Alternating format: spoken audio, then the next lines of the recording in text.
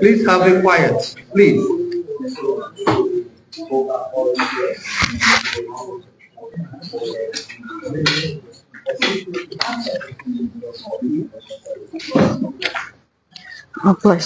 Thank you. Thanks to the management and staff of Cultural Latitude Broadcasting Corporation, that's ELBC. I'd like to thank members of the media present here in the chat for your press call. I also like to welcome our guests to what we refer to as new NICA. And I would like to thank our television viewers, radio listeners for tuning into ELBC. The Distinguished Police, I'd like to invite the Deputy Minister for Press and Public Affairs, Honorable Daniel Mr. Samuel comes on the national podium and make his introductory comments, after which he introduces our guests, including the official spokesperson of the government, Honorable Mr. Samuel. Okay, so this is Ellen TV Liberia Live, and I'm broadcasting to you live at the Ministry of Information, Culture, Affairs, and Good afternoon, members of the press. Before I begin, I'd like to say that when the press conference is called to order by the Director of Public Affairs, there has to be some ordinances here. You can have dignitaries and officials of government proceeding in the corridor, and then journalists are still standing outside there. The gadgets are not in place. When you see the guests taking their seat before you can be putting your gadget in place, it's not right.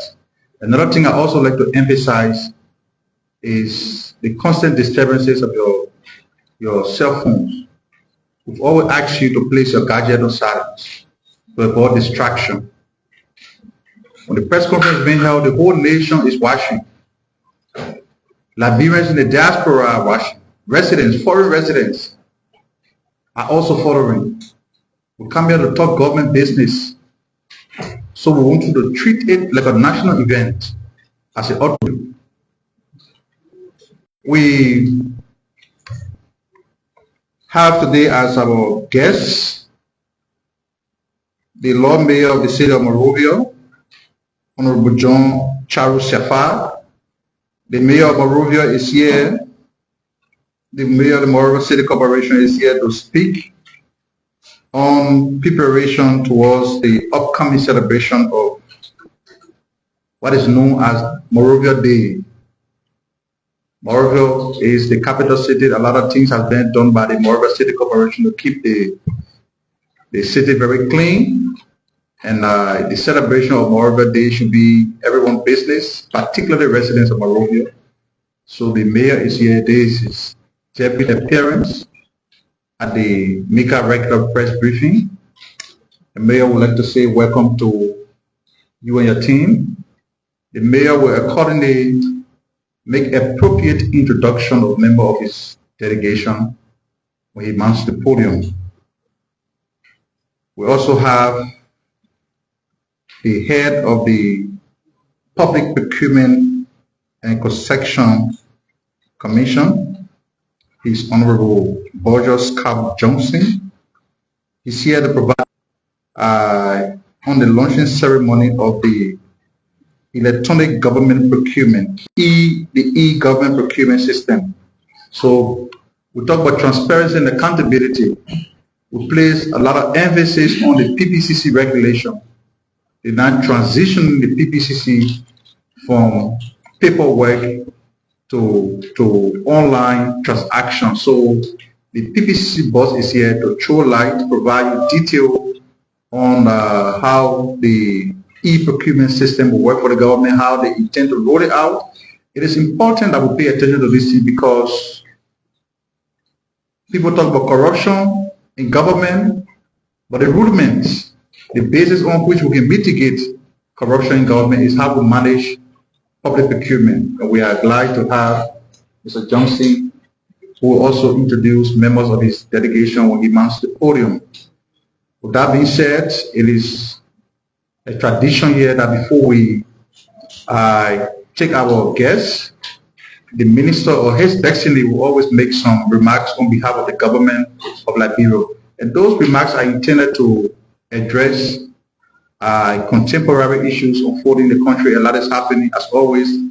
There are a lot of things to talk about. So let me now stand on the existing protocol to welcome to the podium the Minister of Information of the Republic of Liberia, Honorable Jerry Limick Matthew Pierre. So, Minister.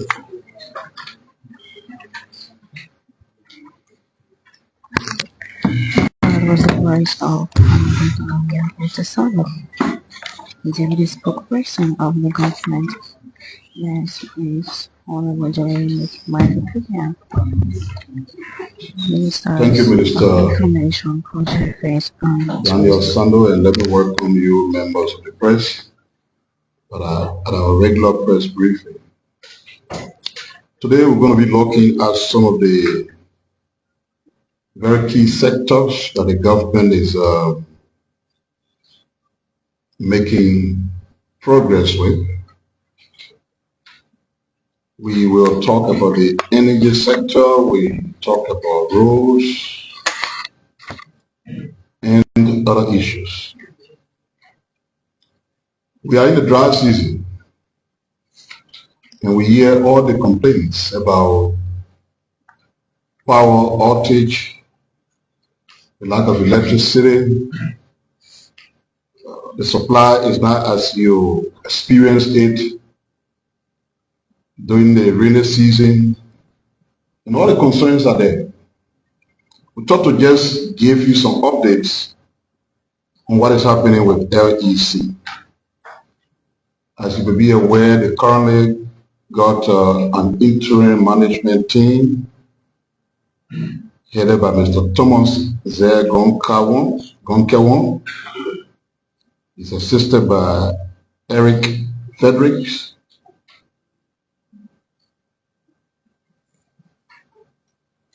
Adeli Chabayo, and Emily Kanga. That's the interim management team. They are in charge of the entity until the recruitment process of a new management team is concluded. One of the things they've done since taking over, they've asked some of our integrity institutions to do both system and financial audit of the LEC. That process is ongoing, and they're doing what they can do, but it's important for you to know what the issues are. They got some key challenges.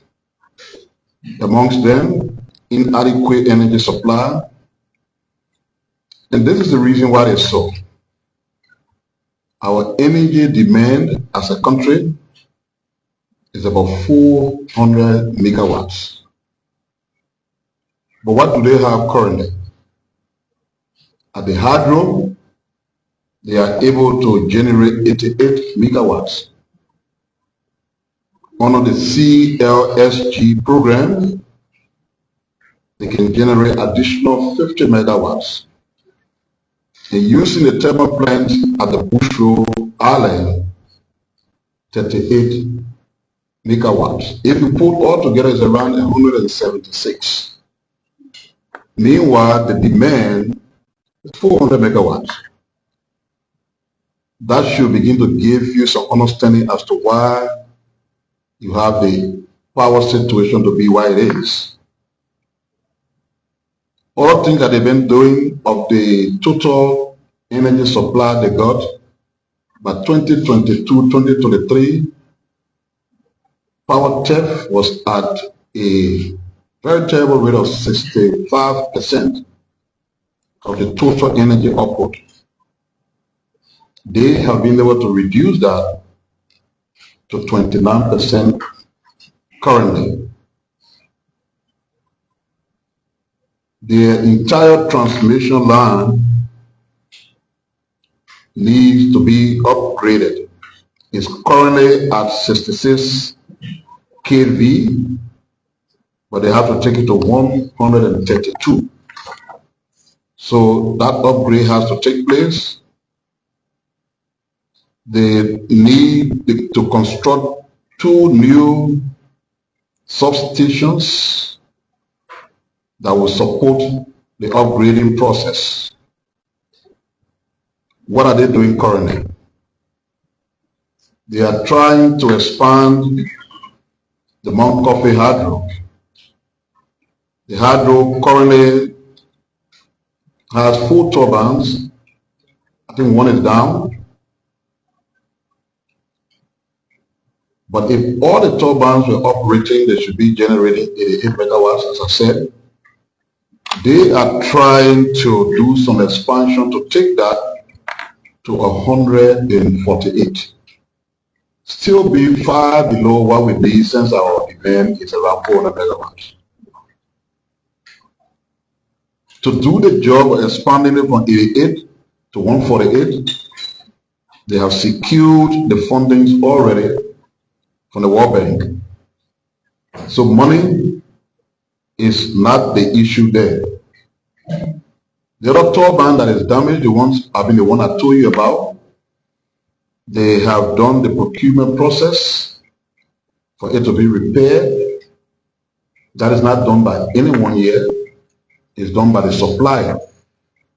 The turbines were supplied by Sample Hardware.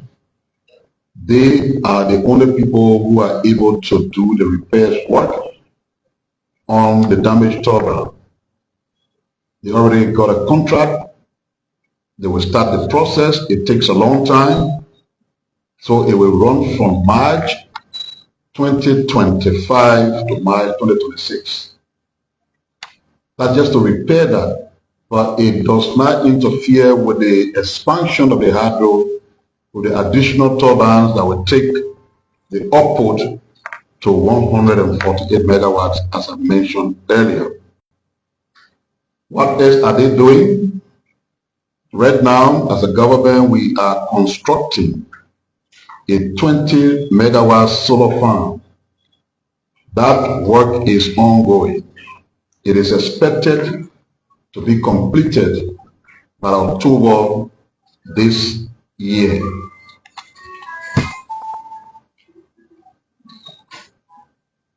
There are plans to build a second hydro,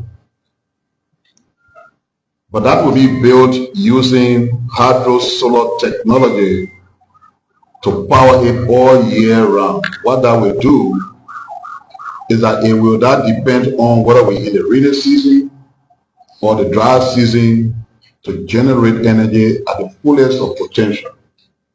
All year round, that kind of hydro will be able to ensure that the supply of electricity is at the same level.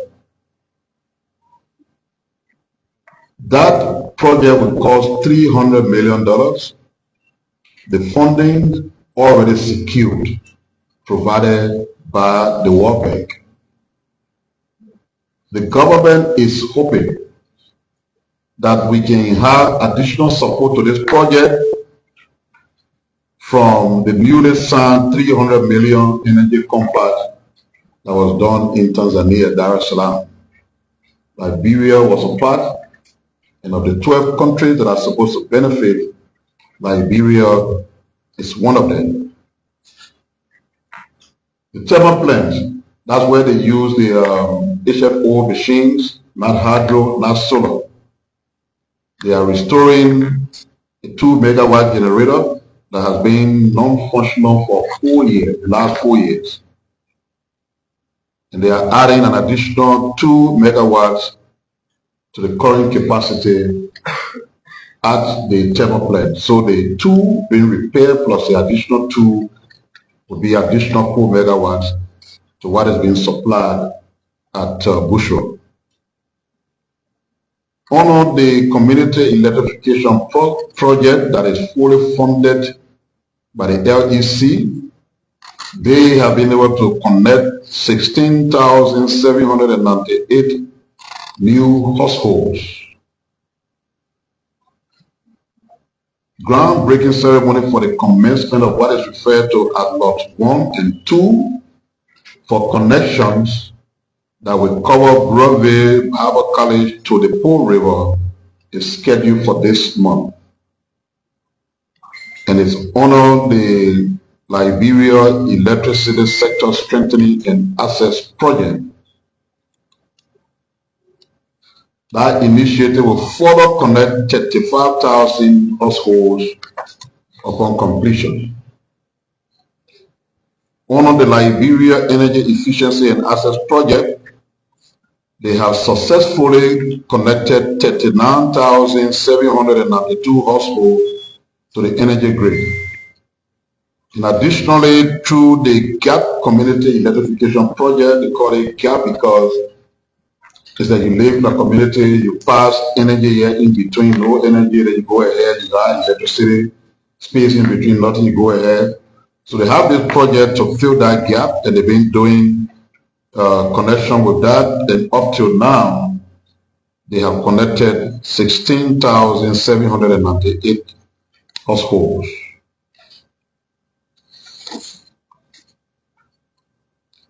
Currently, because of the challenge we have with the hydro, they have concluded and secured the amount of energy from the CLSG from the 25 megawatts is supposed to be to 50 megawatts. That, in their belief, will do for some of the challenges we have with the provision of electricity. So for those of you who are hitched onto the service, you know they're doing power sharing, where when community X has current at a particular time, community Y doesn't have, their calculation is with the full 50 megawatts coming from the CLSG, with the thermal plant functioning, with what they will be able to do with the hydro, they can still provide energy to all of you at a very considerable rate. And that's part of the effort. Load shedding will have to continue, but that extent of power outage will be significantly reduced from over 8 hours, which it has been in some cases, to far below that, except in areas that are having technical issues. Looking ahead, by October 2025, as I said earlier, they will have the new 20 megawatt solar farm completed and operational to help bridge the energy gap during the dry season. And additionally, the LEC is negotiating with the IFC for another release solar project at the RIA shuffling substation, and that will provide additional system. That's on the energy front. Public Works has been doing great. They've been doing great. They will always do great. Pavement work is continuing in many parts of the country. The Sonic Poly to Lugato Road is about 85% complete. Our bridge is completely being rebuilt, but between Johnson Street to Freeport will be intervention to make the road pliable, because by the end of this year, the Japanese will start the construction of the road from the Johnsonville to Freeport. So it doesn't make any sense to rebuild that road completely, and then by the end of the year, you undo it to have the Japanese do what they're supposed to do. I hope you understand that. On the RIA highway, we are encouraging you journalists to pass by.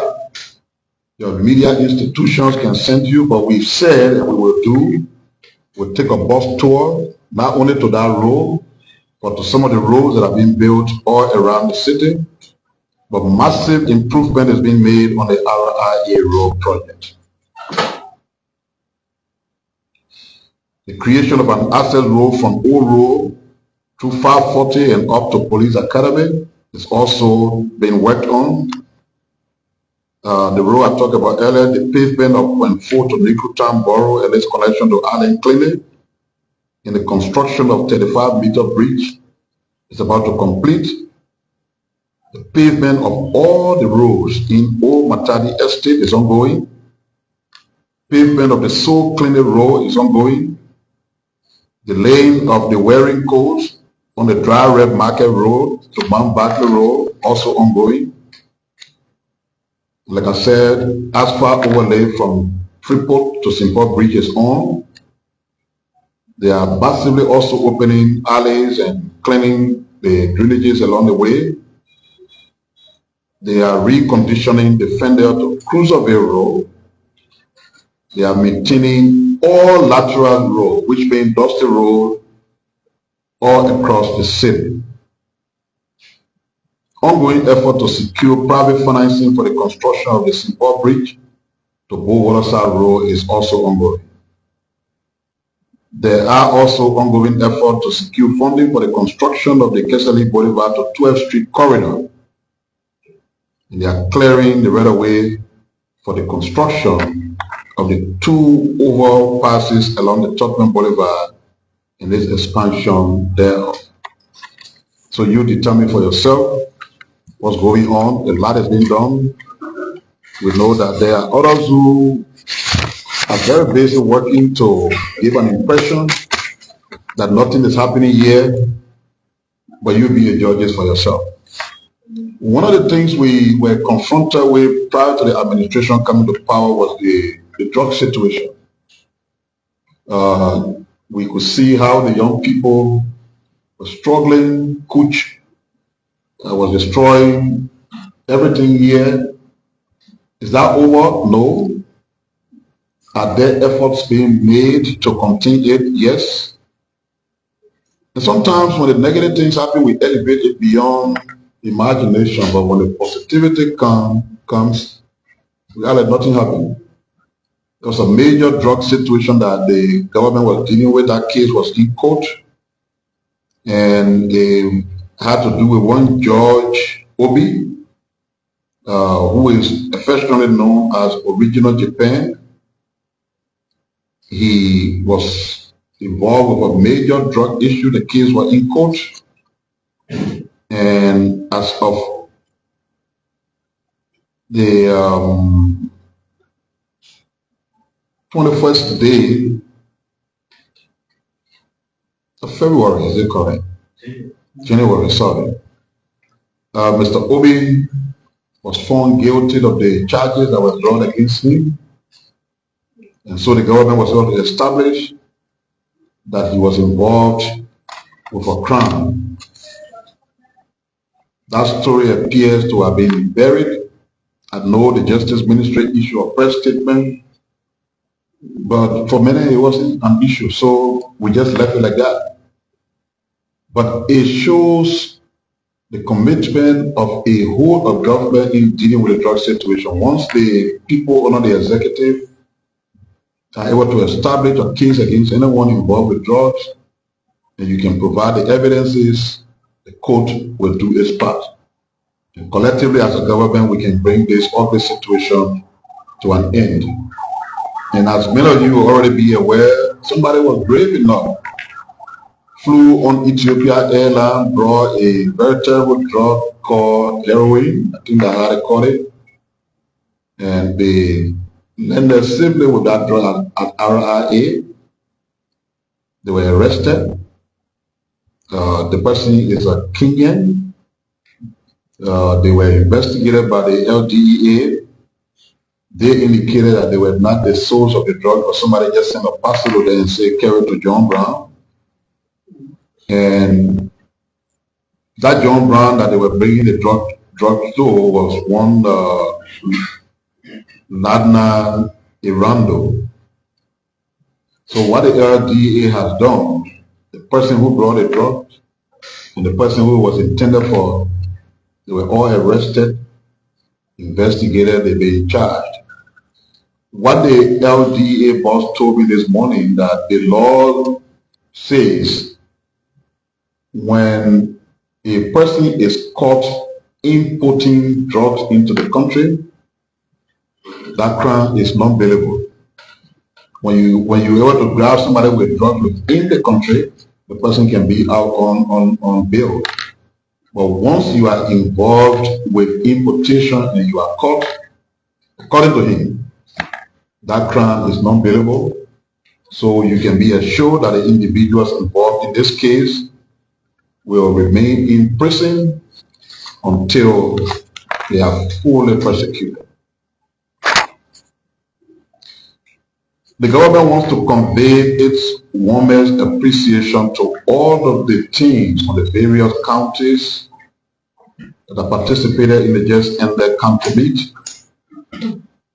and to also congratulate the winners in the 3 categories of the tournament: basketball, kickball, and football. In kickball, the girls of Grand Bassa were the winners. In basketball, Lofa County, and in football, Lofa County. The essence of the tournament is to promote oneness. And so we believe that all of the participating counties are victorious, because without their participation, the purpose of togetherness, which is the bedrock of the tournament, would not have been achieved.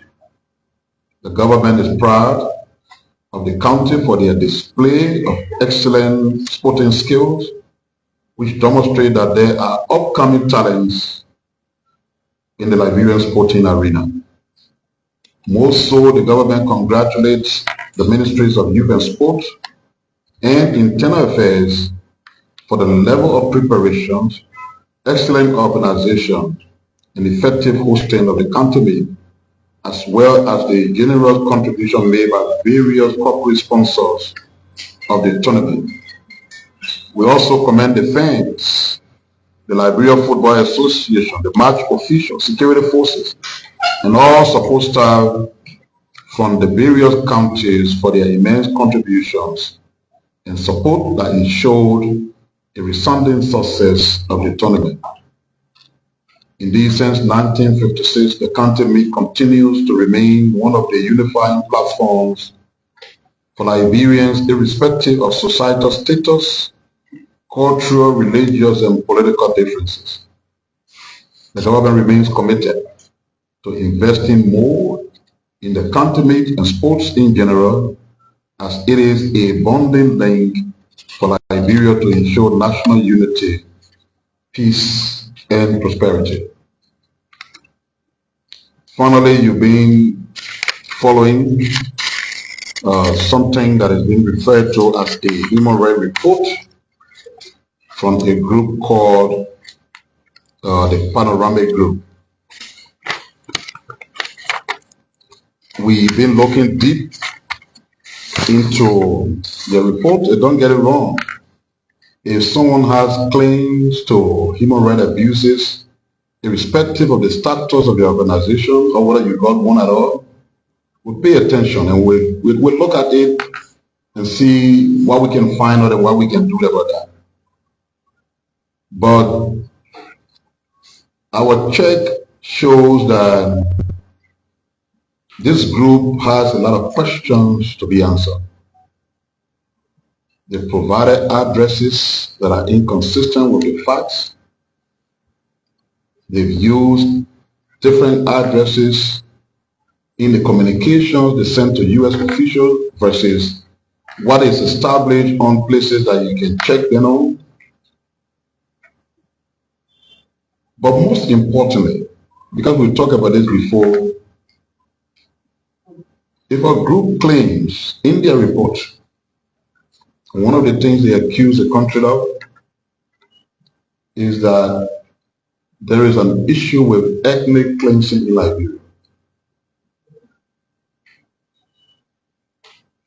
And just ordinarily we're wondering, does he even understand what ethnic cleansing is? What is the ethnic group that is being cleansed in Liberia, as is suggested? Who's doing the cleansing? Does he have any clue at all as to what he's talking about? If you check further, Panoramic Group, as he calls it, exists as a business entity, though very inactive. No functional website, but from a business entity to a quote-unquote human rights group, wrote Congressman Jack Smith, wrote the current Secretary of State, Marco Rubio, made all the claims, including that ethnic cleansing is taking place in Nigeria. For the good of the general public,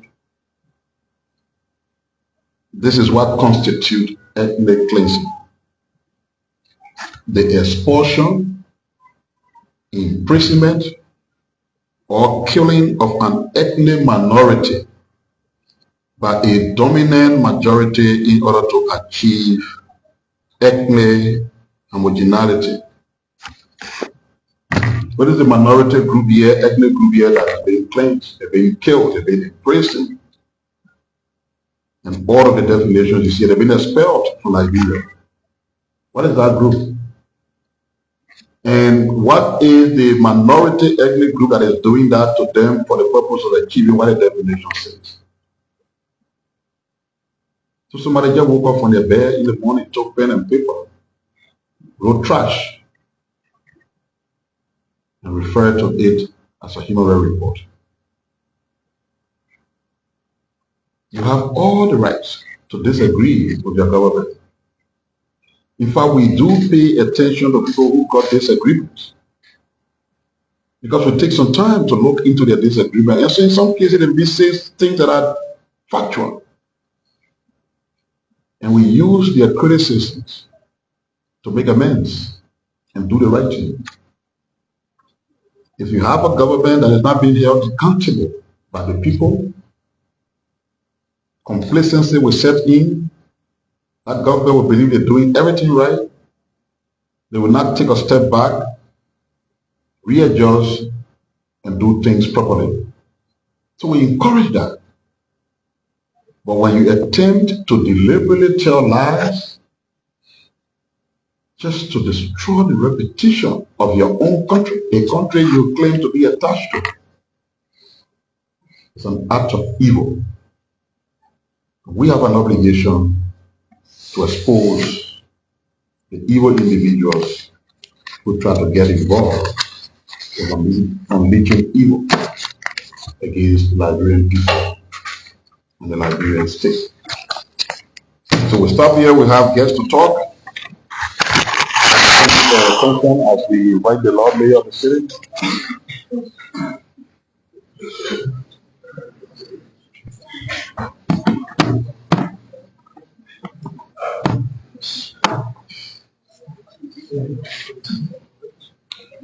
Well, Mr. Pierre, the members of your team here present, thank you for providing us this excellent platform and granting us the opportunity to share some of the works and activities of the MCC.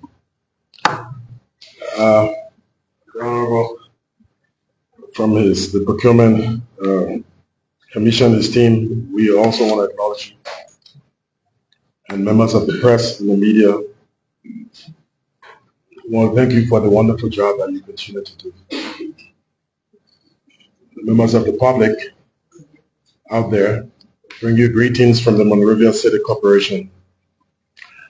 Over the last few months, we've embarked on a number of critical actions in the MCC, which has ranged from internal reforms, training, capacity building staffs, setting up some internal support systems like internal clinics for taking care of some of our staffs, relocation of our Monrovia City Police offices from where it was in the back of the City Hall, to our annex to give them a more adequate space for functioning, setting up a dedicated unit called the Environmental Health and Sanitation Team, took a building down Waterside that was used only for police operations and transformed it into a unit dedicated to support waste, general environmental health and sanitation team, and a number of each things that we've been involved with. The latest of these actions includes the development and setting up of a one-stop shop, a city service center, to improve accessibility and transparency in service delivery. This is a centralized hub where residents, businesses, and stakeholders can access various services of the MCC at a single location for the first time, thus making it convenient for our clients, so to speak, our citizens, and other people with whom we deal with to have more efficient service delivery. Some of the services offered at the location will be the payments of fees and taxes. We've brought in the payment units like the bank and everybody there, city planning permits, sanitation and waste management inquiries and permits, and including making public complaints, because there's a feedback mechanism wherein you can get feedback once you drop your complaints in there. As you know, sanitation and environment is at the heart of MCC, especially for what we do. So a lot of our focus has been placed over the past on sanitation and environment. We've been working very closely with other stakeholders, such as the city of Painesville. We've been very, very closely with them. We've been working closely with the EPA when it came to the formulation of the recently released policy on solid waste. We're also working with the WASH Commission strategically on a number of things. We'll talk about that more in a little bit. But most interestingly, recently we have opened the transfer stations. The transfer stations, there are two. One of them is in Fiamma and one of them is in Stockton Creek. The opening of those transfer stations have led to us closing for temporary waste services the Palm Grove Cemetery. So we want the public to know that we're not going to be allowing waste at the Palm Grove Cemetery going forward. We're encouraging all of our stakeholders and people to move the waste either to Fiamma or take it to Stockton Creek. This is part of our efforts to streamline waste management and to restore Center Street's environmental integrity. Subsequently, we'll be going back to ensure that Center Street is cleaned up to a status that is befitting based on the resources we have now.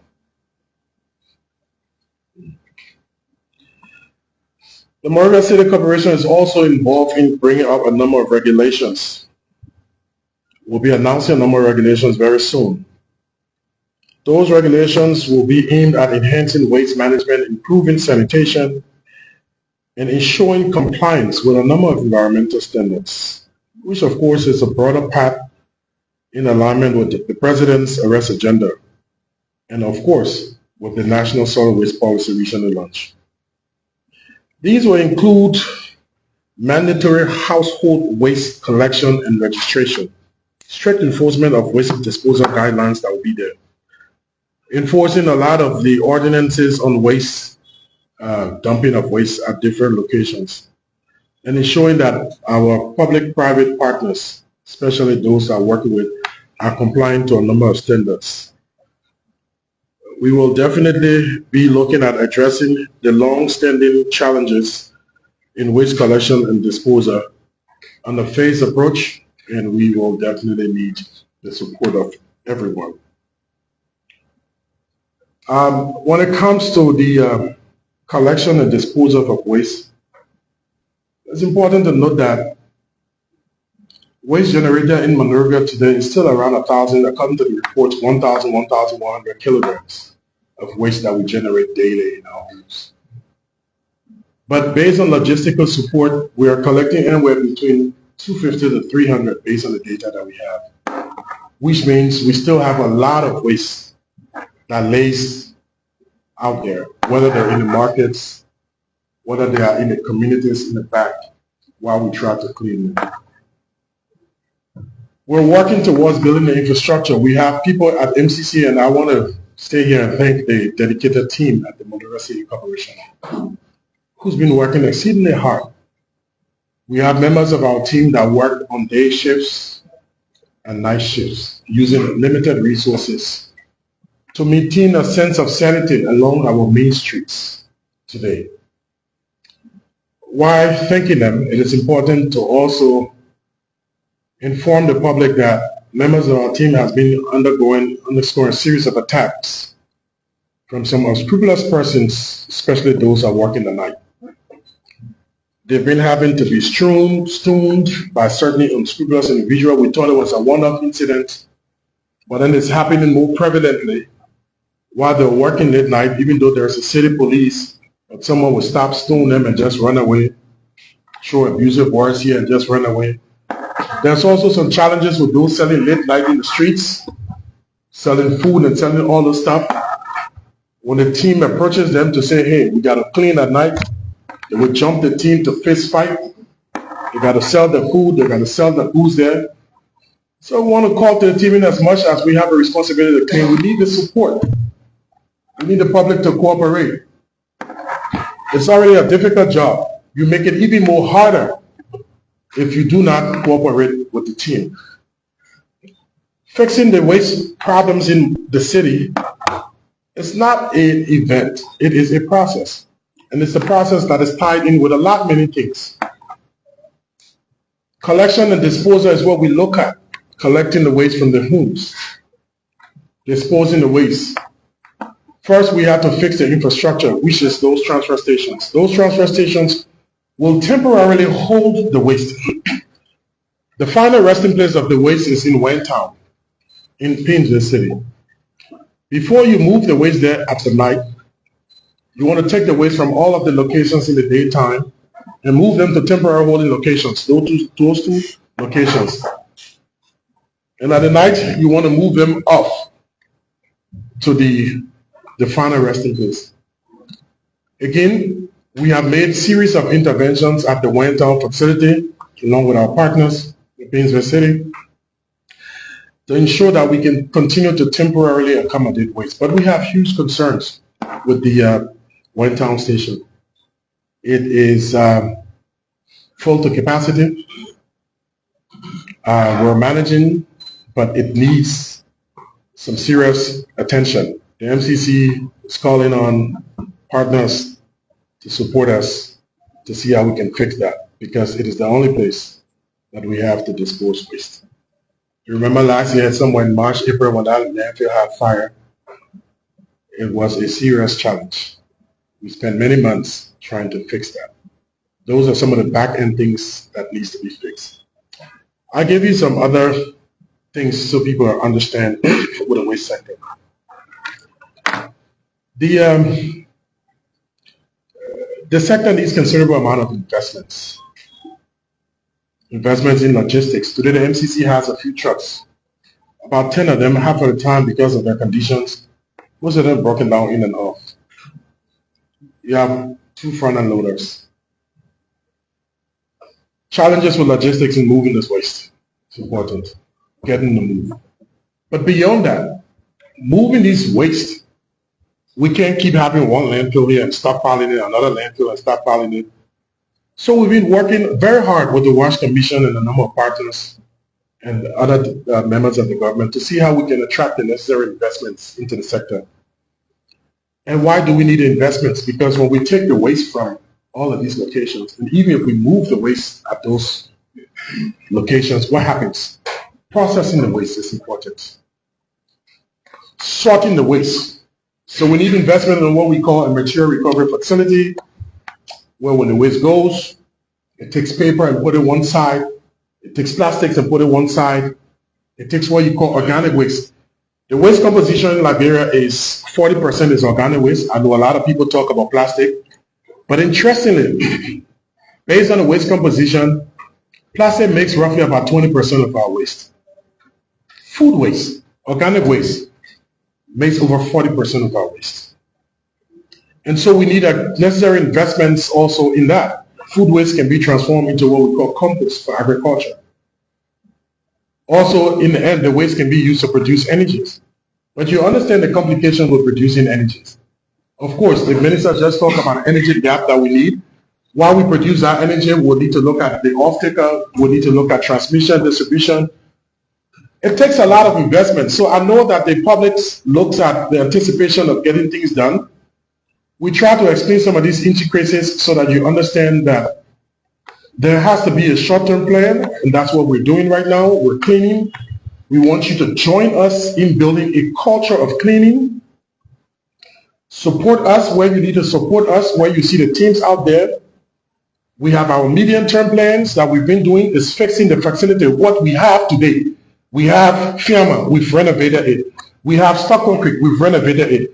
We have Boynton, we've accommodated space to see how we can continue using it. And then the long-term plan, we're now talking to a number of investors.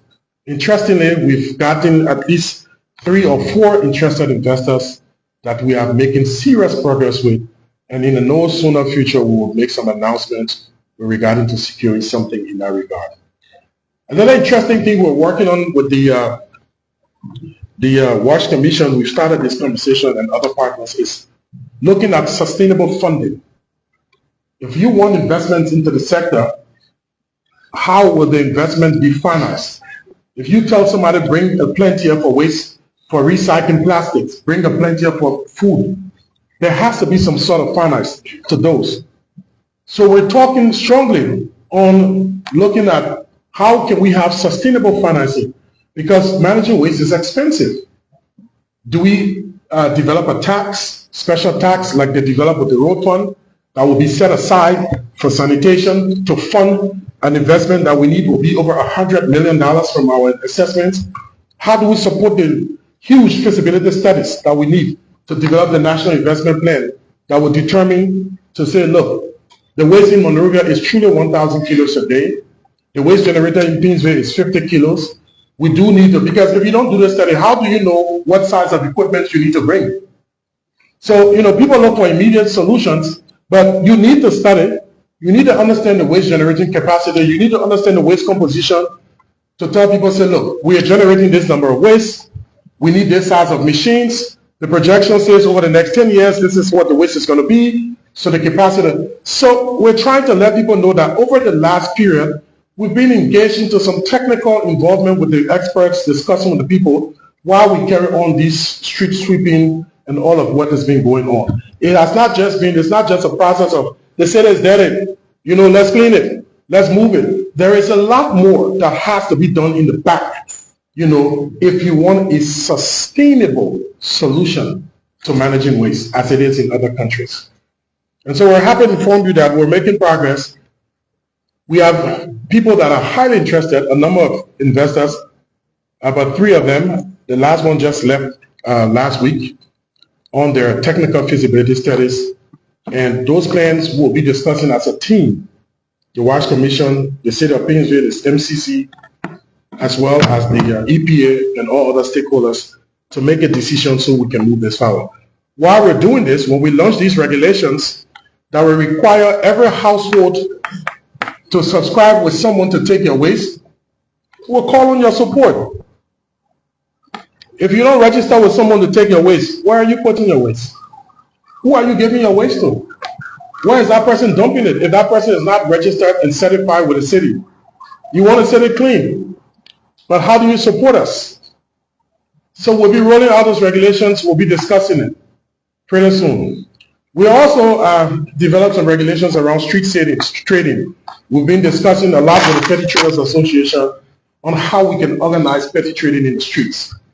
Who to sell where, what to sell where, so we can have an organized approach to petty trading in the streets. We'll be finalizing that and releasing that also over the coming weeks with a hope that we can put some level of organization to what happens in our street to move forward with. While we are at this, we're happy to announce that the Monrovia Day celebrations, which many of you all know traditionally, February 16th is the Monrovia Day. It's an annual event that commemorates the founding of the city. We're going to be celebrating that with a focus on urban transformation, renewed urban transformation, cultural heritage, and community engagement.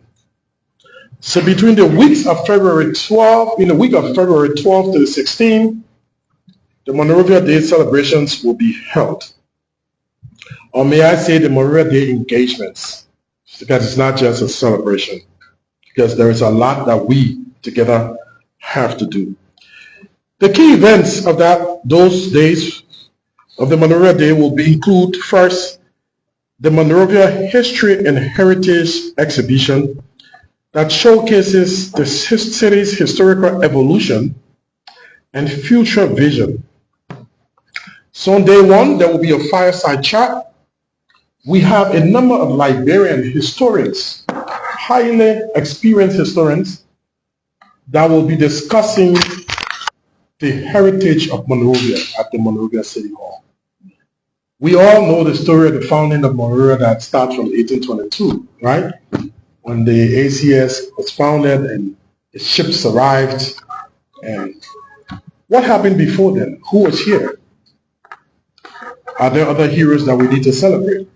Are there other major activities that have happened before we're having this narration that just starts from 1822 that ties in with America alone, the free slaves and all of that? It will be an interesting conversation, and we'll be sending out all of the invitations, but we welcome you to be there. The exhibition showcasing the historical evolutions. There will be a roundtable discussion on day 2. There will be cultural performances, there will be sports, and there will be a parade. And like I said, we've allowed a lot of times others to define who we are. Our storybooks begin in 1822, though we have a much richer history that precedes that. So on that week, we'll be launching the Monrovia Heritage Project that definitely, like I said, will bring together some of Liberia's top historians. Some of them are Dr. Elwood Dunn, Dr. Patrick Burrows, Dr. Allen, Dr. Connor, among others, that will begin a conversation talking about all of this narrative. Our theme for the week is the Monrovia we want. What is the Monrovia you want? This theme ties into the Africa Vision 2063 that talks about the Africa we want. Besides the Monrovia Heritage Project, other deliverables we're looking at. So on the next day, which is on the 13th, will be the roundtable conversation. At the roundtable conversation, we'll be having some important conversation around our environment, around good governance. We'll also be having a conversation that will be good governance, the environment, and our improved service delivery. So a number of things that will be discussed. Basically, those thematic areas, and that will be under the SDG number 13, communities and cities. We're bringing together some experts with the public to sit down and talk about those issues of our city so that it can inform a strategic direction, the strategic plans that we're making. Talking about environments, coastal erosions, talking about waste. What are we going to do? It's a huge concern with noise pollution. I receive a lot of complaints with the churches, the mosques, and people send letters. This person just put a speaker outside, disturbing this bar, this what do? We go there and make an arrest, and people say, oh, the man that called business, what do we do? Let's talk about it. Come on February 14th, February 13th, after we start the 12 on the 13th, we'll have a roundtable. Let's discuss this issue about the environment. Key issues about it. We'll have the expert to present. Do you know that Monrovia is a coastal city? And you know that most of our important assets sit along that coast. The BTC, the embassies, the JFK, the mansion, the Ministry of Foreign Affairs, the foreign, you name it, it's going. That sea, you worry about what happened about the waste, but you worry about what happened in the next 20 years with that sea, the threat from coastal erosion. You know how far it was? If that sea is not curtailed, do you know what's happening? Do we need to start paying attention to our coast? What can we immediately do? all the sand mining for a start. How can we all support each other to start those mining activities? Using the beach for open defecation. Today, we're losing serious potential revenue as a city in tourism. I have people the other time call me from Sierra Leone that they want to put some billboards here to advertise tourism in Sierra Leone. Can you imagine? Sierra Leone won't put billboards in our city to tell our people to go visit with them because they notice there's a lot of people going to Sierra Leone for the beaches. What's happening to our beaches? What can we do together? Why, don't we have beaches here? What can we do about it together? Let's have a conversation about that. You know, there's a number of things that we need to discuss. We as a city, we want to have those engagements instead of just going and say, boom, police, go, and you know, there's a lot more that is requiring enforcement than when the people are united around it. Hopefully from the question and answers around all of those discussions, how can we build sustainable cities? Good governance, what are the major issues? Taxes, the ordinances, how do we enforce it? How does the city raise funding to be able to make the necessary interventions as a local government? What do you say about current taxes? We want to talk about some of those things at the roundtable and get some feedback that will help us to build a strategic direction. So the Monrovia Day celebrations is not normal just about celebrating. You know, we really want to build something to look forward to celebrating, you know. And of course, on the Saturday, on Friday, there will be an intercessory prayer. We'll join the Muslims and have a prayer at one mosque.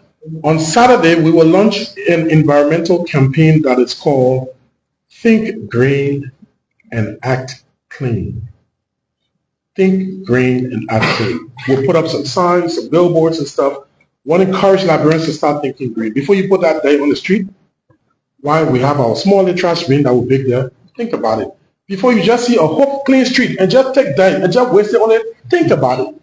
You know, it's not that the people are not cleaning, but it's the recurrent violation of putting it back in the streets is causing us going nowhere. How can we look up to each other so that each one can keep one to make a better society? How can we think green and act clean? How can we take care of our environment? If we don't take care of the environment will not take care of us. We'll have a cleanup campaign on that morning. We'll encourage people to sign up, different locations.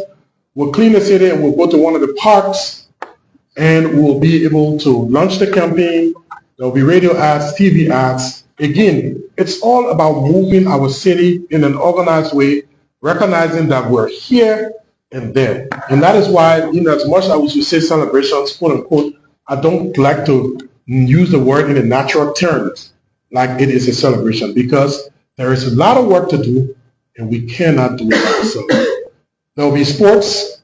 The city of Painesville, Monrovia, sports between the townships to put some color to the day. And on Sunday at the Monrovia City Hall, before then, we'll visit a church and have an intercessory prayer for the city.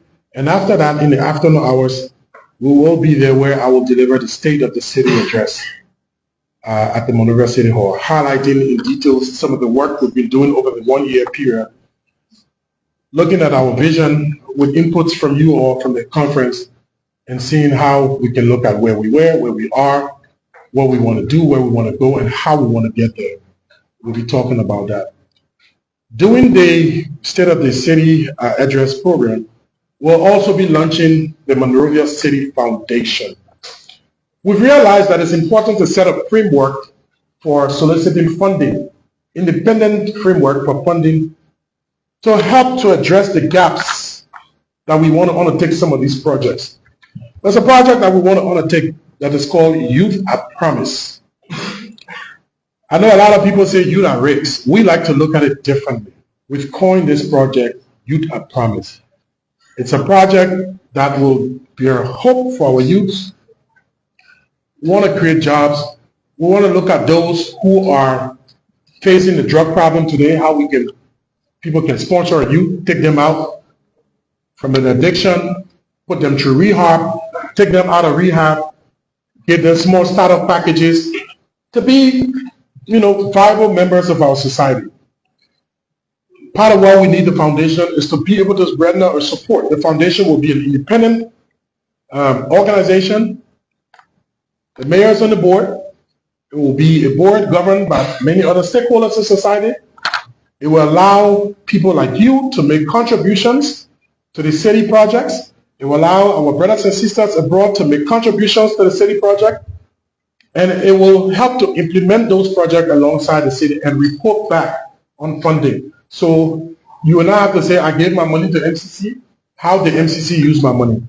We're trying to introduce transparency and see how we can have accountability for some of the projects. So the launch of the foundation will be a big aspect for us over the coming days. And we hope that it can help.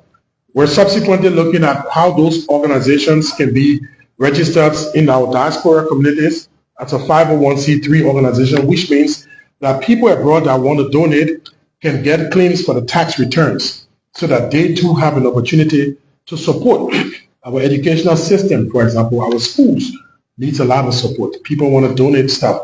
You know, our clinics around here, our youth may not be the only thing that needs attention. So as we are embarking on all of this, we thought to let you know that the Monrovia City Corporation is open to listening to you all, open for your feedback, open for your support. If there are issues to be discussed, my office is always open. I don't remember when people try to approach me, especially from the press. I'm welcoming. We can talk as much, we can discuss. But, you know, we really depend on you on this platform. And Mr. Minister will use it more often going forward. I know we're too busy anyways last year, but we intend to use it more often because we have a behavior change problem. You agree with me, largely. Now, without you, it's not going to be possible to solve. This is not about me. I'm just a team lead, but it is about me and you. If we put the policy down and say subscribe to one of these vendors that we need, and you don't subscribe, problem will never solve. If our people don't work with us, we're not going to get there easily. So we need your support, and that's why we're coming to you to inform you on some of the things that we have planned in the coming days. Thank you for your attention, and allow me to introduce here, I didn't do for the staff, my Chief of Office Staff, Madam Charlotte Perry, and Madam Hester Pearson, Hester Baker Pearson, who is our team lead. She's been helping us. She's our consultant on tourism, been helping us, and I must say pro bono, been helping us a lot to do a lot of groundwork. People who are passionate about the city, there's a whole number of them who say, Mayor, I want to help. And I'm saying, hey, how can you help? Come on board. Because to tell you the truth, you know, nobody goes to school to be city mayor, right? Minister, if you act like you know everything, not going to work. So we try to bring a lot of people around. We take all of the good ideas and we'll see how we can move it.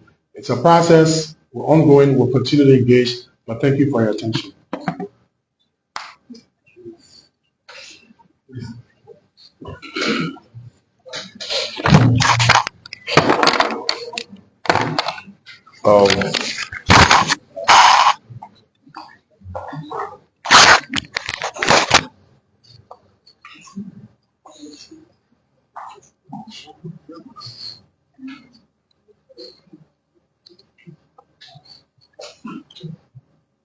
Okay, I want to say good afternoon to all of you, and I want to say thanks to the Minister of Information for having us here. And the Mayor of the City of Monrovia, I want to say thanks to. I want to say thanks to the Minister again because the last time I was in this hall, I was sweating, I must admit. And I want to commend you for the hard work. I now see the relief. I see some air is here blowing me. I see the change in the building. I want to commend you for the Minister for how I must admit. At the PPCC, a lot is going on. We are currently in the we are about to launch the e-procurement. It's a very important step towards transparency, accountability, and integrity of procurement processes in this country. And the president have reiterated his call on fighting corruption, making sure that people in government are here accountable and doing the right thing when it comes to procurement. You agree with me that about 85 to 90% of corruption in any government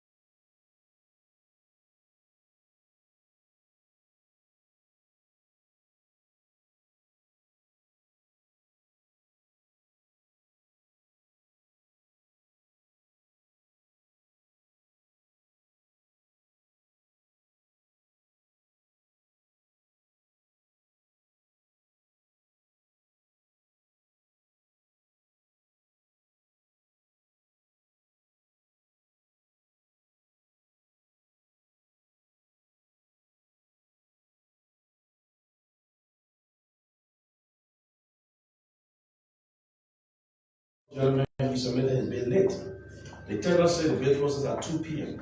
So at 2 p.m., the system closed. He submitted the bid at 2:15. Of course, he realized the order 2 hours late. So you got to read the tender document to make sure what the tender document says, the time for submission of the proposal to the system. So they were all excited to see that article is very transparent. I think that Brown government is going somewhere now. So we encourage businesses to come, and they have been coming. And the gentleman that won the bid, he was so excited. And so what we have done at BBCC now, we're going to have a robust training room for vendors. We have currently, you see our building, we have currently been renovated. We have a big training room.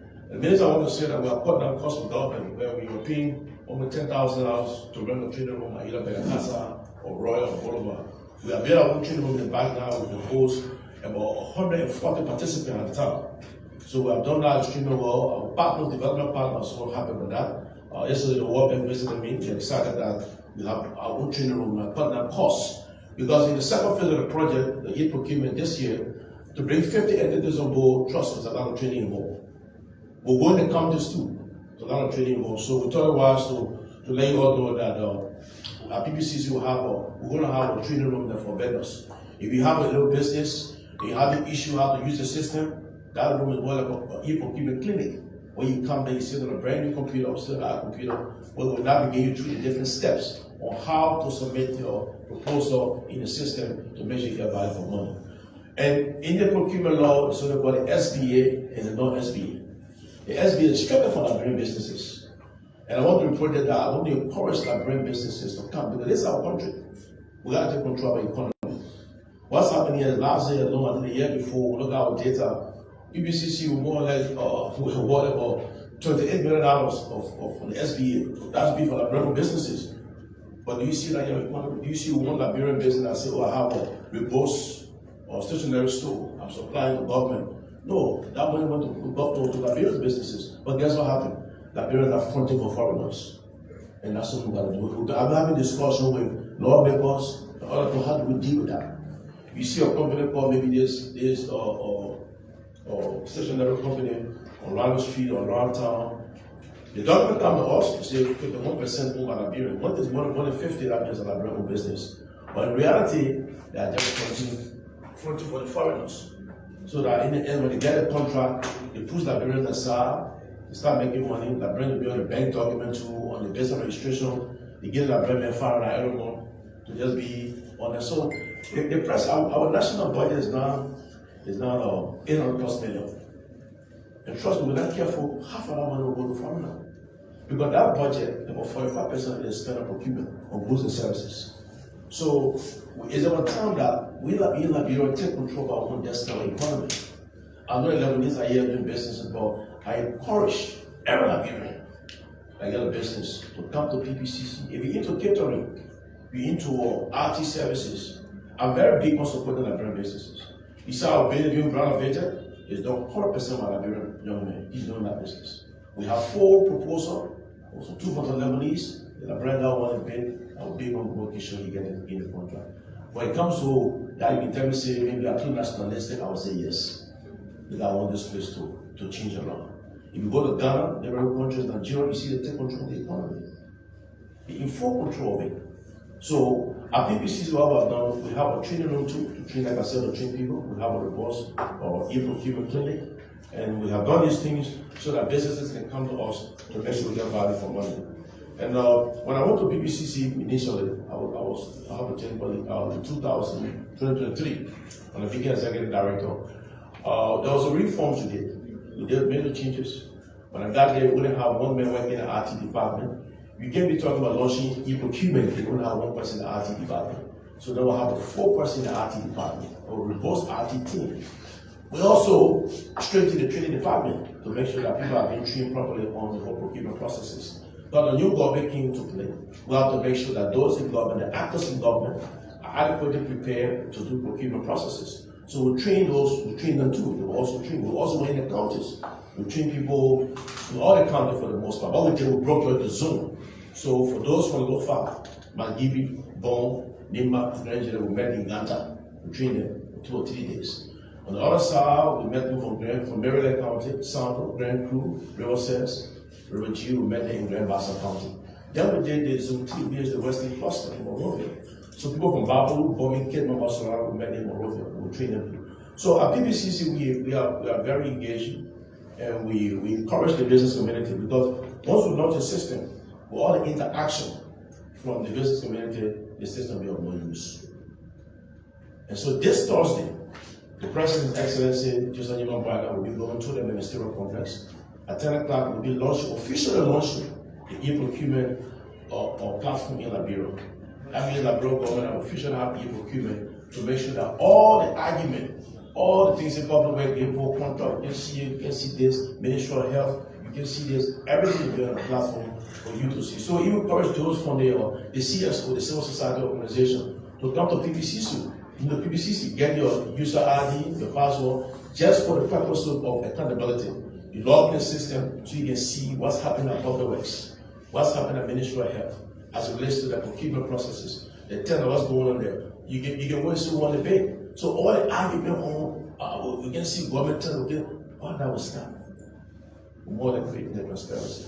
So that we Liberia can see that where government money is going. And I want to say the system is being paid for by the Liberian government, even though it's in partnership with the World Bank, but the government gave is not Brendan Loan that paid by all the things about non-government money. The evaluation when we say at PBCC is 100% supported by government funding, taxpayer money. So I want to report there that I think a new time has come for us in this country as relates to our economy.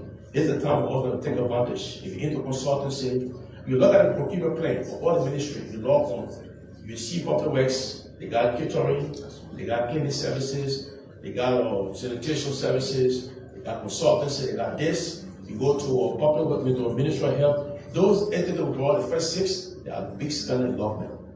Because almost every day or every other day, I get some procurement requests from the Ministry of Public Works and from the Ministry of Health and also Education. Those are big spenders. So if you're in a little business and you don't get the IT knowledge or something, go there and bid.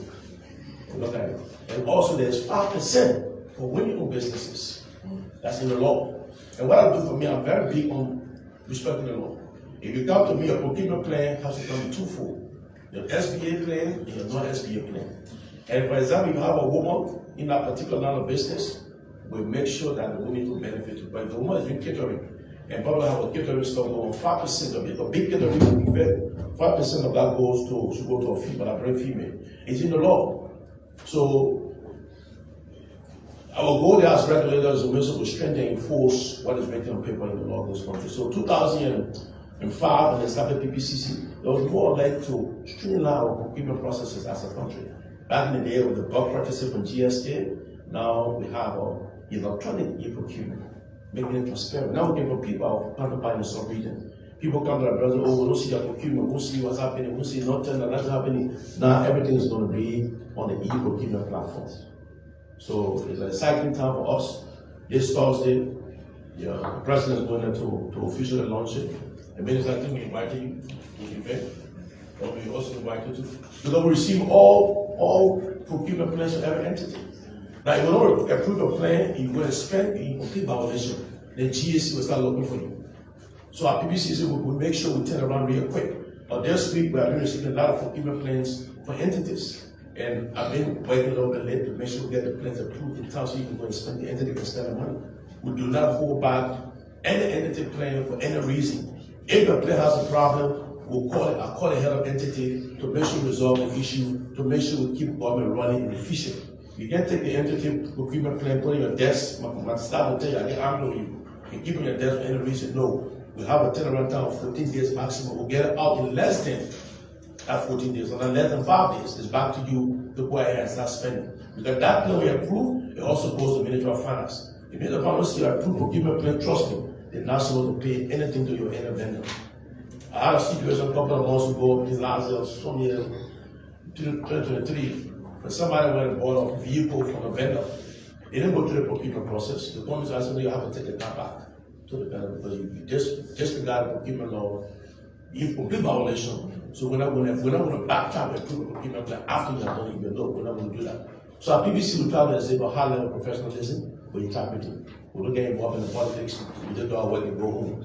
So having said that, I will also invite you guys to the press to come there on Thursday to But then there's the official ceremony where the president will just hit on the click of a button on the computer and that will have e-procurement. And our challenge now is this year to bring those 50 government entities on board.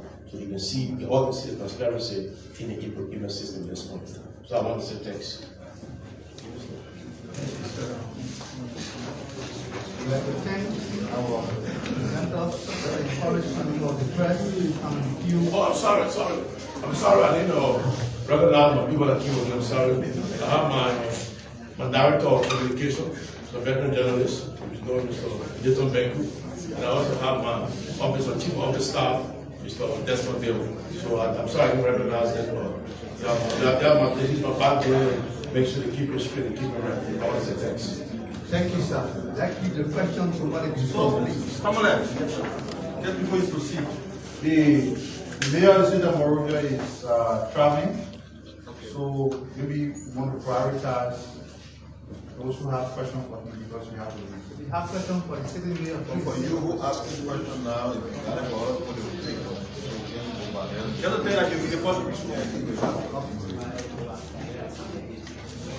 Thank you so much, Minister and the Mayor. Thank you for coming and thank you for announcing the closure of Central Street Cemetery. My question is, the Monrovia City Corporation, particularly the theater of the Monrovia City Corporation, has been an issue since you took over. There are speculations that you inherited the place dilapidated. You care to tell us what efforts being made to restore the theater, especially driving towards the celebration of the Monrovia Day. That is a very historic place where Liberians usually tell us. And also to the GPCC bus. You stated in your session, particularly about fronting. Fronting under the law is a crime, and I don't know whether there is penalty laid out in the PPCC, the act that established the PPCC for that, and what are you doing to avoid that? Because, like you said in your explanation, most of the procurement processes that are being done, they have been done by Liberians. At the end of the day, the foreigners are the one benefiting. Whether there are penalties laid out for some of these, acts. And the second thing is you emphasize on Liberians, prioritizing Liberians. Is there any other, opportunity in the law that will set Liberians aside from the foreigner in terms of bidding for some of the bigger concessions and all of that? And to the minister, the president did not make any comment on the yellow machine, and for the past two Thursdays or Friday, you have not commented on it. How far we yellow machine will not come, or please tell.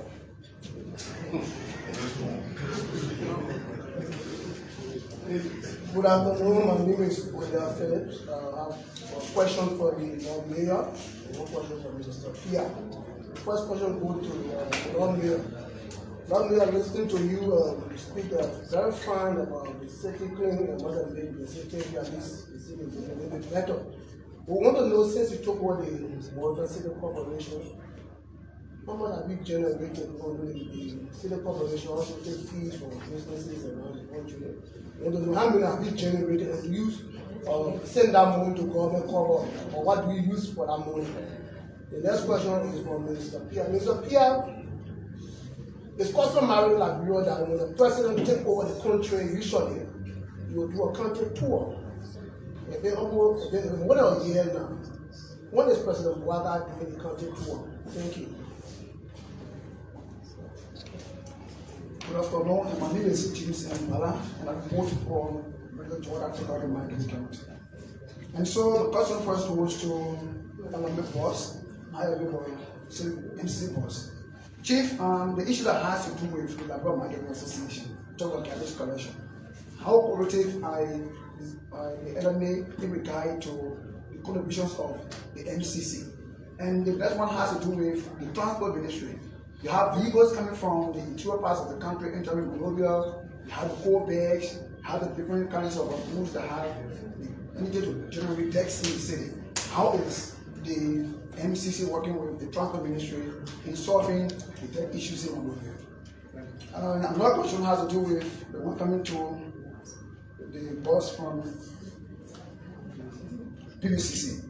PBCC has elaborate methods of monitoring procuring entities to comply with the Acts of 2005 for all public procurements and awarding concessions. Since you took over, we have heard institutions procuring their own vehicles as we speak currently. One argument is in the public. What are the challenges you've been facing from government institutions in regard to this law? Thank you. My name is Emmanuel Mopolo, and I am a freelance journalist. So my question goes to Honorable Siafa. I want to say thank you for the work, especially when it comes to cleaning the city. I live in Monrovia, and know how your people work. But you know, the work of the city mayor, not just the street. When you were taking over, you mentioned that you were focused on strategic infrastructure, building, and you talk about sanitation. Now you go Central Monrovia, the street is there filled with filthy buildings and streets, and this is the prime street, especially Broad Street. That is the prime street of the country. So the question is, what are you doing to not just sweep every time, but to make sure that Monrovia have a better face that we will boast of in other countries? That's for you, Honorable Siapa. And I just want to ask PBCC, Moserado County struggle in order to get their plane to you. What are you What are you doing, or what are been strategy put in place that these people cannot always struggle to come here in Central Monrovia? Thank you. I can answer that real quick for you. Thank you so much. Even give make sure that they can submit the plan online for the Monrovia. Thank you. All right, I'm Larry SJB and I read for Ghana FM. So my concern has to do with the lives of the citizens, and that question goes to the city mayor of Monrovia. In your explanation, you said some of your workforce who work at night, they are being attacked by some maybe residents or unknown men.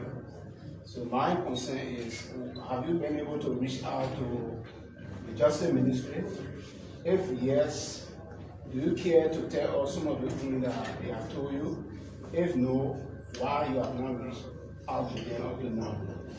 And then secondly,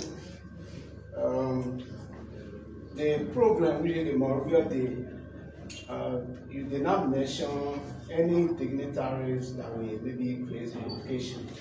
Do you care to make comment on that? Thank you. Thank you so much. My name is something that you will go for caring. And my question will go to Minister Pia. I can remember May 10th when President Waka launched the Labrador Boats Together, that we myself benefited from over 10,000 graduates for our program. And Liberia is a country that is behind on council together skill. So what my concern is that since the youth have graduated from this program, is there any way that the Ministry of Information or the Ministry of Post and Telecommunication can be able to meet with Facebook to be able to monitor, or at least to the citizens get generate funds from Facebook instead of internal government funds? Is there any communication in your office taking about reaching out of Facebook to help the citizens to get monetization for the country, at least to reduce the hard poverty in the country. Thank you so much.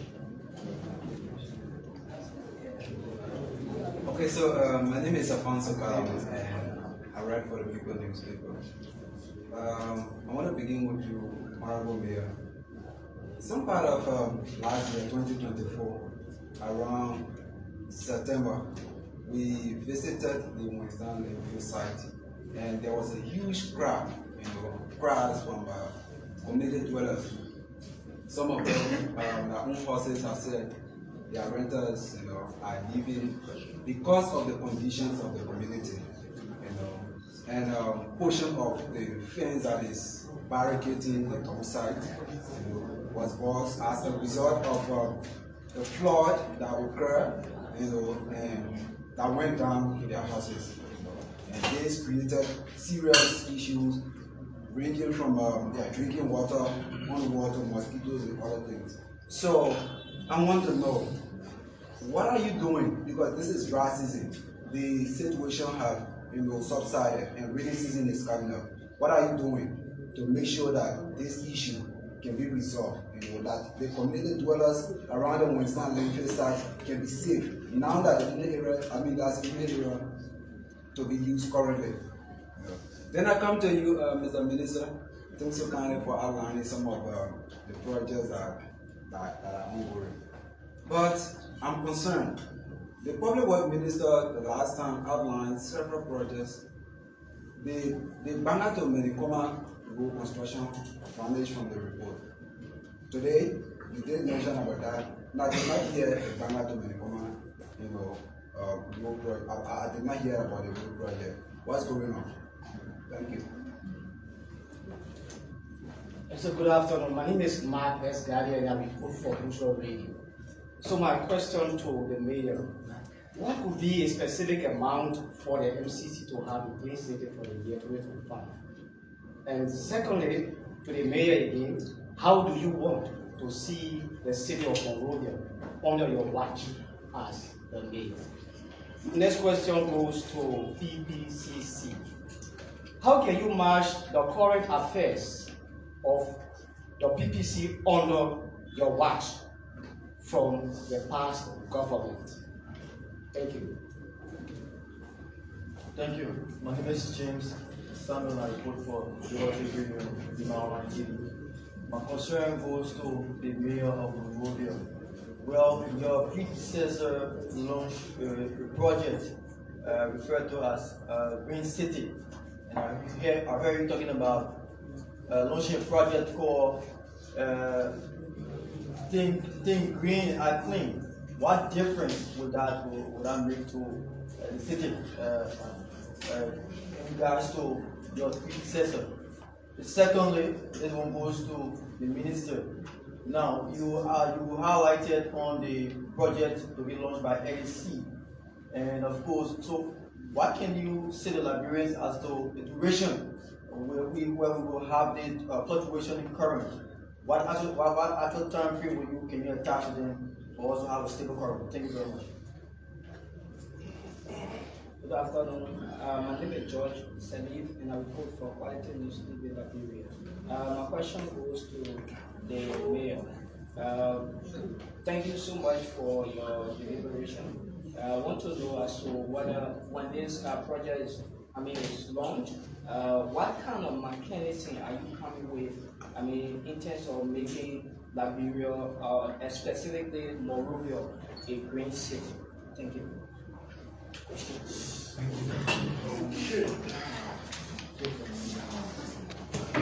Great questions, a couple of responses. I guess thank you for the platform. That's where you're here. Start with number one, the theater. Yes, it is true. We did inherit the infrastructure of MCC in a very bad state in terms of the theater. Very dilapidated, roofs and everything. That's not the only infrastructure, I must tell you. You know, when we talk about the MCC, the city, the Went Town facility was on fire. You need to understand that's also an infrastructure. We also have a number of things that we need to, so what we did is we prioritized. Now, between me fixing the problem on where all the waste is supposed to be, and between me fixing the hall where people should come and rent, a section of what do I take first with limited resources. So I prioritize first cutting the fire off at Town because we needed to put waste. I prioritized second, there were hundreds and thousands of tons of waste at Fiamma. There was no way to access it. The community is complaining. I prioritized fixing that with help from our donor partners, thanks to them. I prioritized fixing Stockton Creek so that we can have place to do waste. I prioritized also fixing where the team will sit, go down one side. There's a building there that we've renovated. It's now hosting what we call our environmental health and sanitation team, where you got the environmental health director, the sanitation, the secondary waste, the primary waste. I prioritized moving the police station. It was in the small building in the back. Police station needs to be somewhere people can see in the open for help, right? It doesn't need to be way in the back or somewhere. So we moved them from the back to the annex, where there's a compound where people can have muster. I prioritized fixing the 1.9 kilometer roads, the 100 acres of land that MCC had acquired under the Cheesemoreberg Plus project as Cheesemoreberg. That land needed an access road. With the help of the project, the MCC constructed a road. You may not know, 1.9 kilometers. Check it out, it's there. We did road construction. We did a 2.4 kilometer fence to secure the property. We all know how it is to secure land. You can be waiting for money for a project. When you go look, people that pay all on our land. We fix it. We prioritize also the people who were affected when the road was being constructed. Mud house, a 2-bedroom. We built a new one, concrete. A 3-bedroom was affected. We built a new one.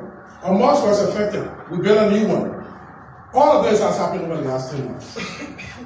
So the theater that will be with MCC funding is going to go into our procurement plan this year. It has to be approved. We have to identify funding, and it is on the top. Meanwhile, within the City Hall, we've done a considerable amount of renovations. You walk into the City Hall today, you will be welcomed by the ambience. Take some time, walk there. The theater is still there. We're going to look at it over the next few months. We'll be putting tenders up to get it done. But the one-stop shop that we've set up, the nerve to be able to coordinate and get funding and make sure you have services, a place you can walk and ask questions. They don't have to say, go to the other room, no, come, go to the other building, no, go to one side. We've gotten that sorted out. We're looking at our immediate offices and what we can get done. So the theater is a concern, but it was not the immediate concern because of all of the things that we have to do first. So we kind of put things in order of priority. A lot of work to be done, yet more to be done. Talking about revenue generation, when I took over the office of mayor, we didn't collect revenue immediately. Challenges with revenue collection, challenges are still there. We decided to go with a digital. We invited EcoBank. EcoBank came there. We told them to set up a bank somewhere in the back. They set up. We're moving them now to the one-stop shop. We didn't want to take cash. I didn't want to see if I can mitigate some of the cash losses. So we invited EcoBank and told everybody, pay directly to the bank. We met a system, a digital wallet called e-wallet. So you either pay through e-wallet or you pay through EcoBank. That system was not set up till in May. So we actually started collecting revenue late in May. Between May and December, we were able to collect our own revenue, $1.08 million. That was what we were able to collect. Now, subsequently, before we took over, the revenue collection was around, I think, $930,000 per year against a $2.8 million projection. It is our hope this year, with more infrastructure in place with a one-stop shop, our own source. The own source revenue is extremely important to manage the city. All of these things we want to do. Local government revenue is extremely important. If we don't have an independent source, and that's why we want to have this conversation, if we do not identify streams for revenue, all of it will talk by magic. The government gives us a subsidy. That subsidy covers salaries, the $2.8 million for salaries. It talks about $500,000 for a clean city project, and $500,000 for the project with Plus. You do the math. 1.1 million people based in the service area, cleaning them. If you take 500,000, you divide it by 1.1 million people, that's 45 per day per year to clean. So, yes, we know own source revenue is a challenge. It is what we signed up for, we're dealing with it, but I can tell you that we've been engaging with the government and there are other interventions that we look for. The Ministry of Finance and I have been having some serious conversations, again, and we're talking to the partner. Not an easy thing, but it is a responsibility and we're up to it. So yes, there's revenue being generated on our own source, but we're looking for more ways. The city must have ways to generate revenue. And then again, I'm going to tell you it's a process. Before between local government and between national government, there are also some gray areas. We got some places in the city that a ministry might be collecting taxes. A local government may want to collect taxes. They might be doing this. Some things need to be streamlined. It's a process. Things have to go on to allow this to happen. Quite honestly, without that, it's not going to happen. We just engaged the LRA. I've written a letter to the commissioner of LRA on how the city can participate in revenue collection when it comes to real estate taxes. Thankfully, he's responded. We have a scheduled meeting this week. Our teams are now engaging to see how the city can get involved in real estate tax collection. Because let's face it, you're a minister, you sit here, are you really able to do everything in all of the counties? It's not easy. Have to work through local government. And that's why I think the president of the government is looking towards the devolution of powers to make sure local government actually functions. By then, we should be more efficient and be able to get things done. So again, it's an ongoing process, multi-pronged approach, a lot of things to go, we try to look at priority. So UNSO's revenue is the MCC and LMA cooperation. Several meetings with MCC, with LMA. A good number of meetings. We're discussing with them about how, because if you listen to what I said, the waste composition for Liberia, over 40% is food waste.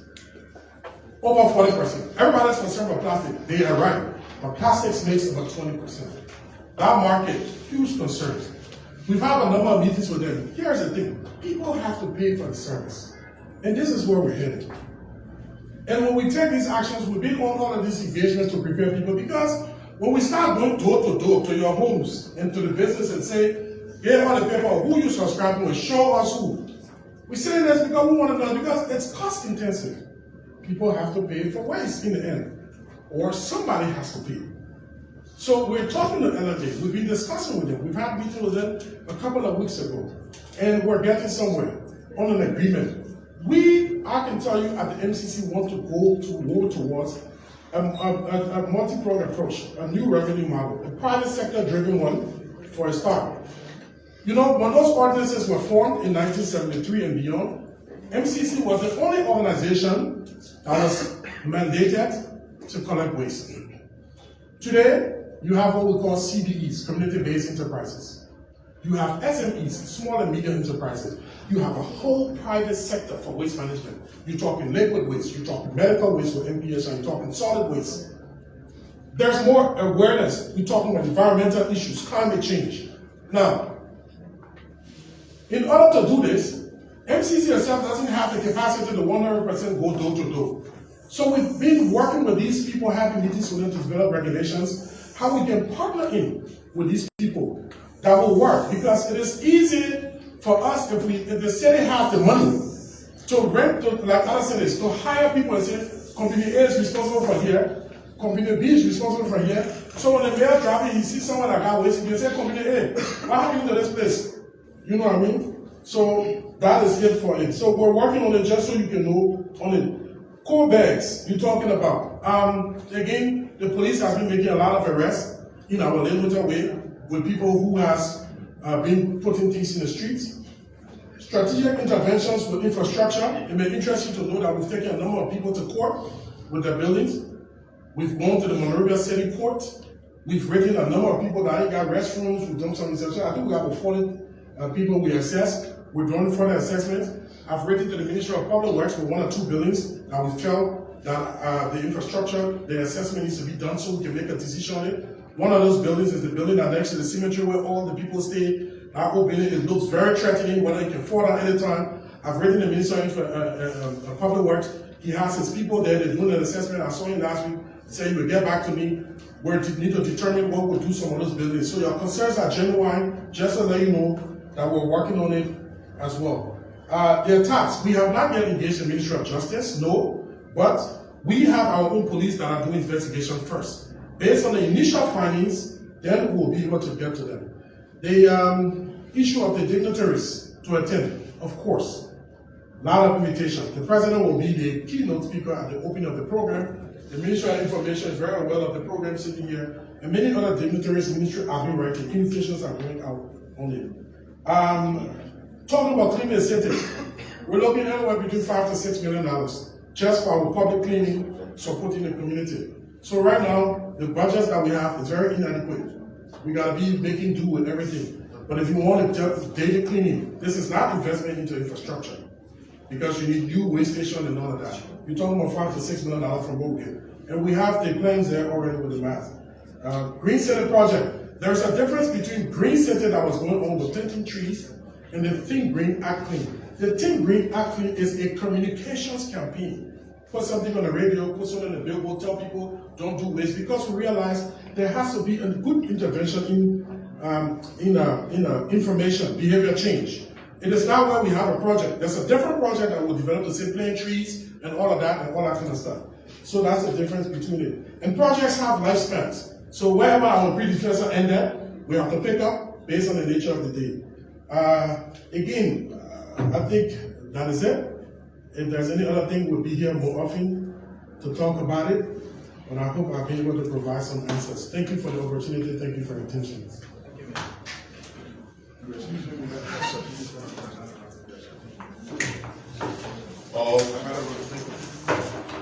Just get to the question real quick.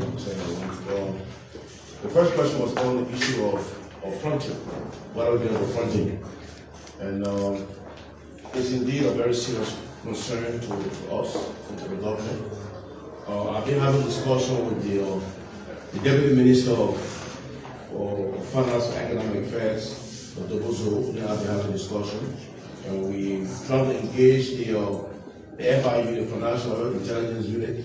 They will be the one to help us do some investigations on these fronters. So to answer your question, yes, it's a great concern, and we are working on that. Now, regarding the issue of prioritizing Liberian businesses, in the procurement, every procurement plan that comes to us, bear this in mind, listen to this carefully. We have the SBA plan and the non-SBA plan. The SBA plan is strictly for Liberian businesses. This is where the funding comes into play. It's strictly for Liberian businesses and the law.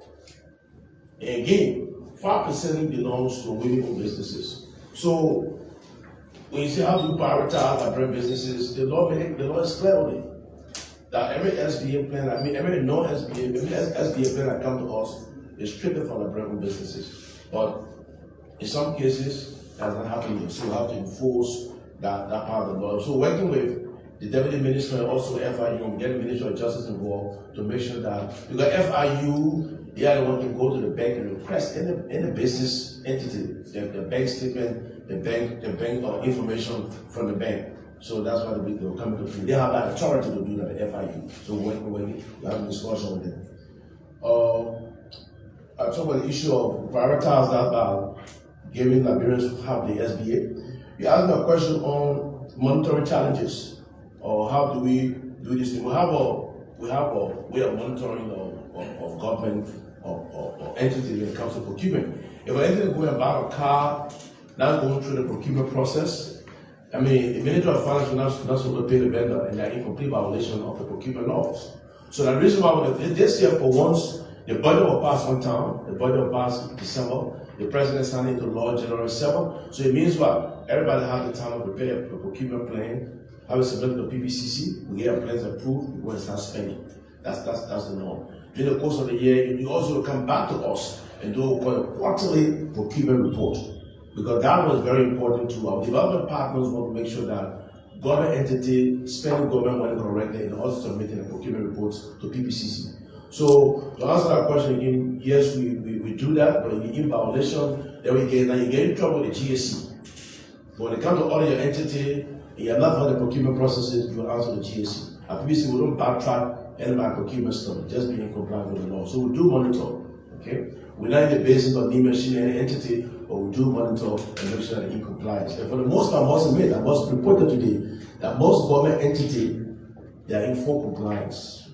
Okay, most of them are in full compliance of the procurement law, I must admit. Now you asked a political question about current affairs with the past administration and this administration. I must admit, government's continuity, the e-procurement platform creation started in the past administration, and now this administration is coming to reality. So I must admit I have had working relations with them, and this current government too, I also enjoy the confidence government with this president. So we have a very good working relationship. I've got a salary get involved in the politics at PPCC. We do our work and go with streamlining procurement processes. What happened last year was when there was a change of government, one of their PPCC will issue a circular starting all procurement activities after the inauguration, because the new government will come into play. I was getting procurement requests from those who are leaving government. I said, no, you can't be leaving government on a back card. So we start to issue a circular. And for that, the World Bank commended us, or partner commended us for doing that. So it's not crucial against anybody, it's just best practices, and we part of PPCC, we're really involved in that. So I think I've answered all of the questions. Thank you.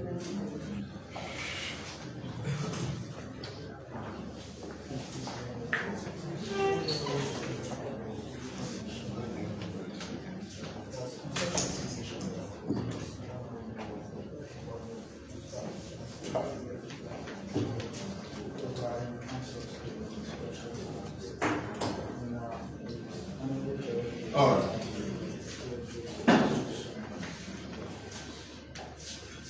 The person who asked the question about the yellow machine, there is not much to say. There will be yellow machines. When? What is the detail? When that time comes, I will stay ready and see why it is. But on the question of whether there will be or there will not be, if you ask the question, will say true wrong? There will be. I hope your question is answered. Council tour. On the surface, generally people will think that things should be happening. Internally, there are a lot of requirements to be met, including security and others, for the president to move. Will there be country tour? That was announced before, even using this very platform. I don't know about a reversal. So what remains the question is when. So let's look forward to it. What was the other question? Are there plans for the government to engage? Daniel will answer that question about monetizing the federal who benefited from the 10,000 youth training. The role being to move forward since the inception of this government, the project was resumed. The work there, the last time we spoke, was around 90% complete for the first phase, because the first phase ends in Salaye, so that is around over 90%. The program ministry also announced that funding is available from Salaye to Konya. So that means immediately the balance 10% is achieved for the road to be in Salaye. Work is set to continue targeting up to Konya. The lenders or the funders of the projects are being engaged so as to ensure what happens between Konya to Menekoma, because the road is the Banga Menekoma highway. That is the target. And all of those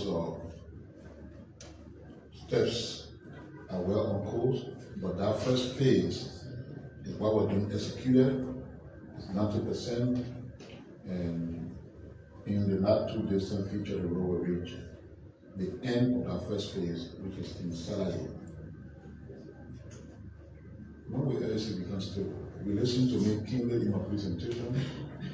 The overall power demand is 400 megawatts. What you have available water from the hydro, from CRSG, or for the thermal plant at Bujo Island is 176 megawatts. Subtract 176 from 400. You will know exactly what is outstanding. Until what is outstanding is addressed, you will have the challenges we have, but there's always improvement based on where we are. So during the rainy season, the hydro is full capacity because the water level is high. When the rainy season goes, the water level drops. The capacity of current generator will not be the same. We look forward to a time. I just told you a new hydro will be built, not necessarily the type that is at Mount Coffee, They call it a solar hydrotech, which can run all year round, whether rainy season or dry season. They already have 300 million, as I said. They are hoping to tap into the African Energy Compact based on what they took place in Tanzania. So it's a project we look forward to because the World Bank, according to what I just read to you, has provided funding. All these processes will continue until we can reach that target of what we need as our energy portfolio. But time in, time out, I think they're doing well. Right now, what we utilized here, you see, right? Yes. So they're doing well, irrespective of the challenges. We hope they can get all of the support that are required. I woke up, for example, 3 days ago when I was getting ready to come to town. Immediately I drove out of my fence. I saw the LIC people all in the community. They've gone there, they have also plant poles where I live. That area has never seen the national power grid. Never. I moved there since 2011. And from 2011 up to now, I will use generators every night. Every night. And you know what that means. Putting fuel in the generator, you're servicing the generator. So when I woke up that morning, I saw that I was excited. And I asked the guy, how soon we have the current here? He said, well, the whole contract for 6 months. But beginning March, there was that same level, there was that same actual connection. Because the high tension lines are already in place. Now that tells me they're doing a great job. If I've been living up there for 2011 and current out there, and all of a sudden they're ready to plant that pole and all of that, I look forward to having my own connected soon. It's a testament that they are doing a great job and they are expanding as they claim they are doing. I know there's always a big debate as soon as the pieces of progress taking place, somebody will come and say, oh, we did a blue print, we did a black print, a white print.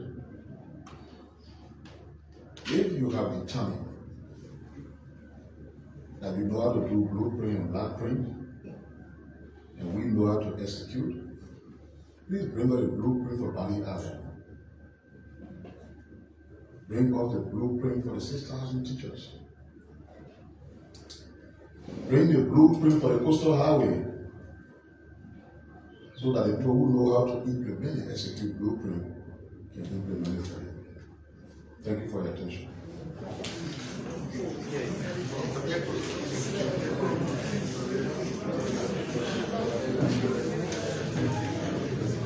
So the last question, you asked whether the government is engaging mental on the monetization of social media pages for young people who are trained in digital transformation. You firstly have to understand that the government doesn't run Facebook. Facebook has its own standard by which your page can be monetized. I'm sure many of them know those standards. The first thing, your page has to be verified. You need to reach certain viewership.